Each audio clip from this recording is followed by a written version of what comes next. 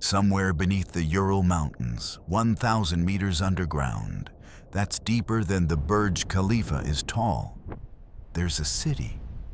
Not a bunker, not a shelter, a city. With its own railway system, its own water supply, and enough food to sustain 300,000 people for years, while the rest of the world burns above. This is where Vladimir Putin plans to survive World War III. And here's what makes this genuinely terrifying. While most world leaders have bunkers designed to protect them for maybe 72 hours during an emergency, Russia has been quietly building underground fortresses designed for permanent residence. We're talking about facilities so massive, so deeply buried, and so heavily reinforced that even a direct nuclear strike wouldn't scratch the paint on the ceiling. The rest of us would be arguing about who forgot to bring the canned beans. Putin would be 3,000 feet underground, probably watching the whole thing on CCTV while someone serves him borscht. If this is your first time here, make sure to subscribe and smash that like button so YouTube knows you're into videos about underground doomsday cities. Normal stuff. Now, let me show you exactly what's waiting beneath Russian soil. To understand what Russia has built underground, you need to understand one number: 70 years. That's how long the Soviet Union, and later Russia, has been digging. Continuously, obsessively. While Western nations were building shopping malls and suburban developments, Russia was boring through granite and limestone to create what intelligence analysts now believe is the most extensive network of strategic bunkers ever constructed in human history. We're not talking about one bunker. We're talking about at least 12 major underground command facilities, scattered across the country's most remote regions, connected by secret tunnel networks that may span thousands of kilometers. The numbers are genuinely staggering. According to declassified U.S. intelligence reports, Russia spends an estimated $6 billion annually on underground facility maintenance and construction. To put that in perspective, that's roughly what Netflix spends on content in a year. Except instead of making shows about serial killers, Russia is building cities to survive one. The primary facilities include Mount Yamantau in the Urals, Kosvinsky Kamen, the Sharapovo complex south of Moscow, and the recently expanded facilities beneath Ramenki district, literally underneath the streets of the capital. But here's the catch. Western intelligence agencies have been trying to figure out what's inside these mountains for decades. And even with satellite imagery, defector testimony, and signals intelligence, we still don't know the full picture. What we do know would keep you up at night. Meet Mikhail Poltoranin, former Russian Minister of Press and Information, and one of the few insiders who has spoken publicly about what he witnessed. In interviews given after his falling out with the Kremlin, Poltoranin described being taken to underground facilities that he called underground cities of the apocalypse. His testimony, combined with analysis from intelligence agencies and geological surveys, gives us our best window into these subterranean worlds. So how do you build a bunker that can survive the end of everything? You start by going deep, really deep. The Yamantau mountain complex, located in the closed city of Medjugorje, sits beneath approximately 1,000 meters of solid granite. For comparison, the Cheyenne Mountain facility in Colorado, America's famous NORAD bunker, is buried under just 610 meters. At that depth, even the largest nuclear weapons can't penetrate. A 100-megaton bomb, the most powerful ever theorized, would only crater about 200 meters into granite. Everything below that barely registers a tremor. But depth alone isn't enough. These facilities are built with what engineers call decoupling architecture. Imagine the entire underground city is suspended on massive shock absorbers, giant springs and dampeners that allow the structure to move independently from the surrounding rock. When a nuclear blast sends shock waves through the earth, the facility essentially floats, absorbing the impact like a car's suspension system handles a pothole. Except this pothole is thermonuclear annihilation. The Kosvinsky-Kamen facility, believed to be the primary wartime command post for Russia's nuclear forces, takes this further. Reports indicate the command center is housed inside a granite monolith with walls 300 meters thick in every direction.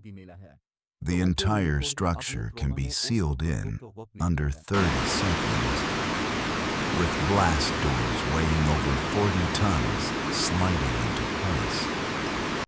Nothing short of a direct asteroid impact would breach those walls. Now, I know you're all wondering, what's actually inside these facilities? Because surviving a nuclear war is only half the challenge. You also need to, keep living afterward. Curiosity number 1. The underground farms, according to multiple intelligence assessments.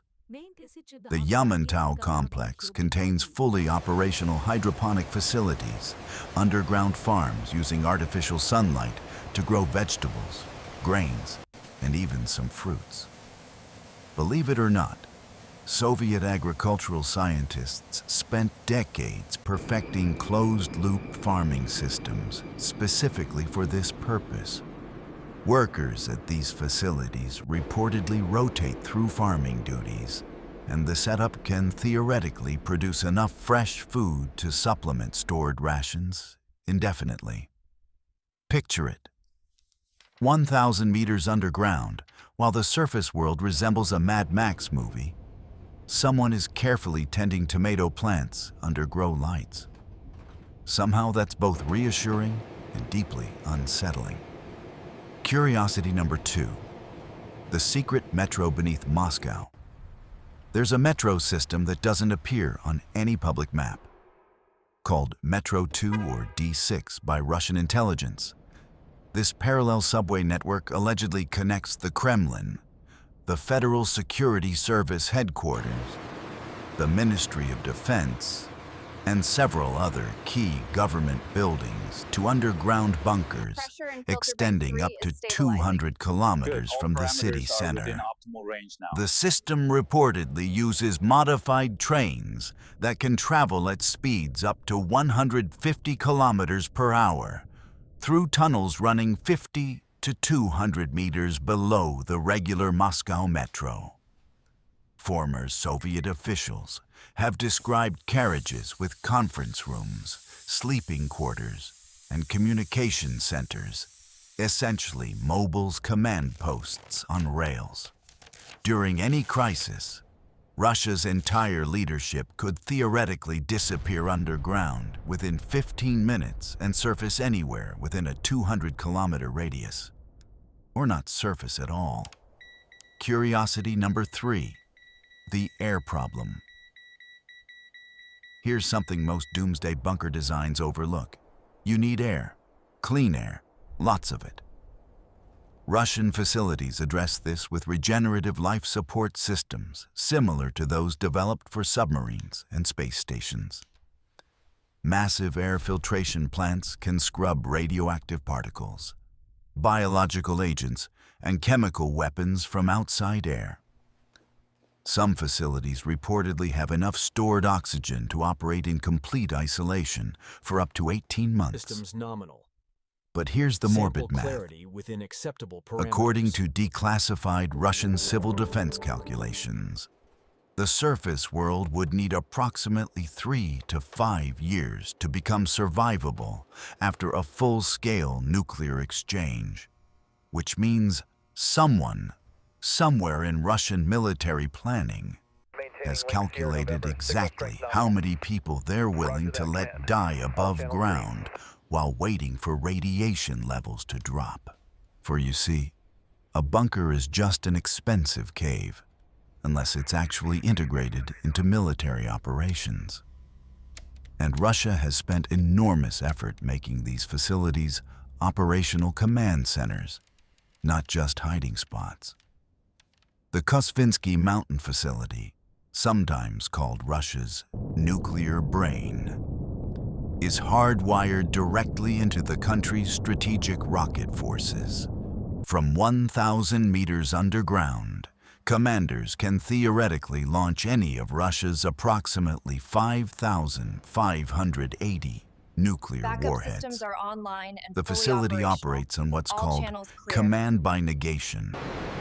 Rather than requiring authorization to launch, it requires continuous authorization not to launch.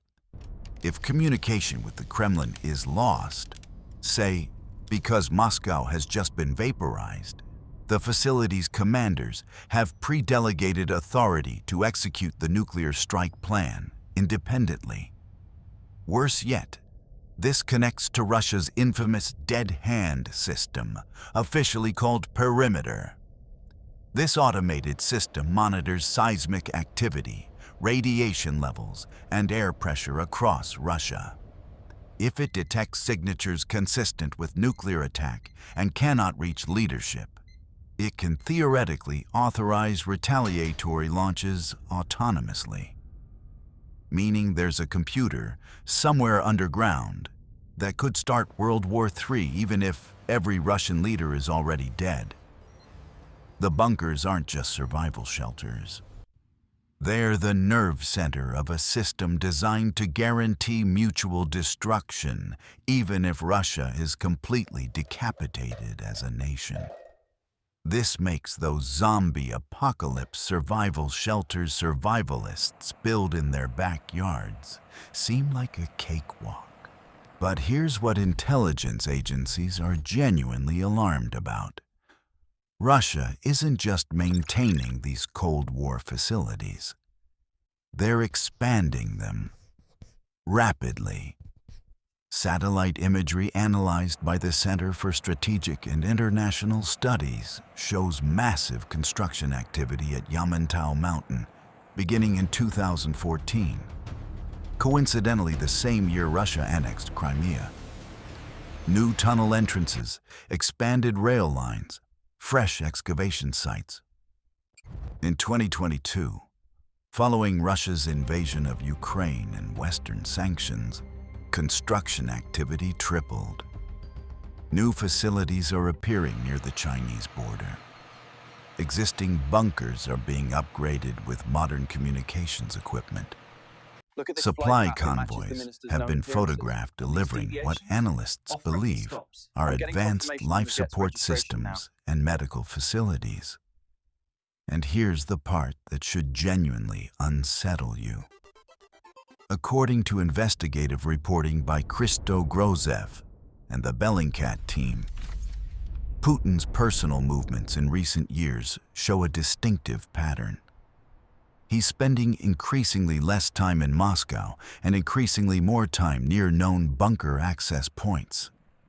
His official residence at Novo Ogaryovo sits directly above what analysts believe is a deep underground command post with direct tunnel access to the Moscow bunker network. When he travels domestically, it's almost always to locations within rapid reach of major underground facilities. The man isn't just aware of these bunkers. He's positioning himself to use them at a moment's notice. So here we are. Somewhere beneath Russian mountains, there are cities waiting for the end of the world. Cities with farms and railways and hospitals and soldiers standing ready. Cities that represent perhaps the most elaborate survival bet in human history.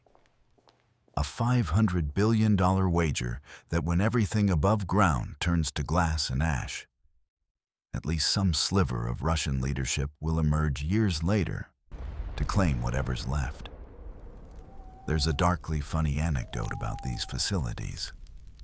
Reportedly, one of the biggest logistics challenges in maintaining underground bunkers isn't structural engineering or food storage or air filtration. It's boredom. Military personnel assigned to these facilities allegedly suffer from severe psychological issues stemming from spending months underground.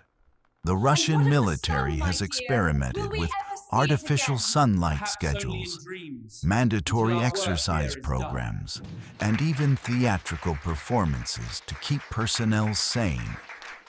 Imagine rehearsing a play 1,000 meters underground, in a facility designed to outlast nuclear Armageddon, because someone in military planning determined that theater was essential to surviving the apocalypse.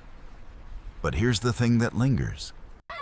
These bunkers exist because someone, at every level of Russian strategic planning, believes they might actually be needed. And in a world where we increasingly see brinkmanship, territorial conflicts, and nuclear saber-rattling, that cold calculation beneath the mountains isn't just historical curiosity. Unaware of the It's an sanctuaries ongoing built beneath bet. one nation, a And silent the rest of testament us to a aren't calculated invited. future. The bustling world We're living above, on the surface unaware they've of the already written sanctuaries off. built beneath